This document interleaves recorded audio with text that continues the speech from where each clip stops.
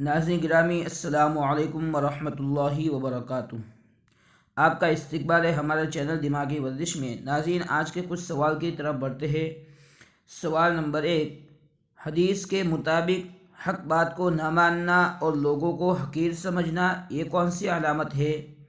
تکبر کی علامت، حسد کی علامت، شرک کی علامت، ظلم کی علامت؟ جواب: حق بات کو ٹھکرانا اور دوسرے کو حقیر اور ذلیل سمجھنا یہ تکبر کی علامت ہے۔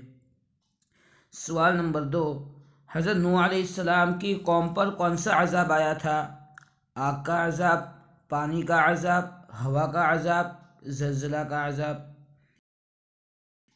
جواب: پانی کا عذاب آیا تھا۔ ہمارا ویڈیو پسند آیا ہو لائک کریں، شیئر کریں اور مزید ویڈیوز کے لیے چینل کو سبسکرائب کر کے بیل آئیکن پر کلک کریں۔